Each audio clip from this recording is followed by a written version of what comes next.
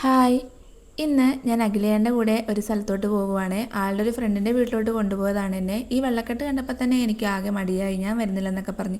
പിന്നെ പറഞ്ഞ് ഇത് കാണുന്ന ഈ രീതിയിലേ ഉള്ളൂ, വെള്ളമൊക്കെ കഴിഞ്ഞാൽ പിന്നെ വീടൊക്കെ അതിമനോഹരമാണെന്ന്. അങ്ങനെ പോകുന്ന വഴിക്കാണ് ഞാൻ ഈ ഒരു വീട് കണ്ടത്. ഇവിടെ ആരായിരിക്കും താമസിച്ചിട്ടുണ്ടാവുക എന്നൊക്കെ ഞാൻ ചിന്തിച്ച് പോകുമായിരുന്നു. എന്ത് കാരണം കൊണ്ടായിരിക്കാം ഇവർ ഈ വീട് ഉപേക്ഷിച്ച് പോയിട്ടുണ്ടാവുക എന്നൊക്കെ ചിന്തിച്ച് അങ്ങനെ പോയി. അത് കഴിഞ്ഞൊരു വലിയ പാലം കടന്നാലായിരുന്നു അവരുടെ വീട്ടിലോട്ട് എത്തുന്നത്. ഈ പാലത്തിലൂടെ പോയപ്പോൾ എനിക്ക് മറ്റേ സിനിമയാണ് ഓർമ്മ വന്ന മൈ ബോസ് അല്ല, മൈ ബോസിൽ അവൾ പോകുന്നത്. അത് കഴിഞ്ഞ് വീട് ഒരു ഈ കായലിൻ്റെ തൊട്ട് സൈഡിൽ തന്നെയാണ് കാണുന്നത്. കണ്ട എന്ത് മനോഹരമാണ്. മഴയും വൈകുന്നേരമൊക്കെ ഈ സ്ഥലത്തിരിക്കാൻ ഭയങ്കര രസമായിരിക്കും.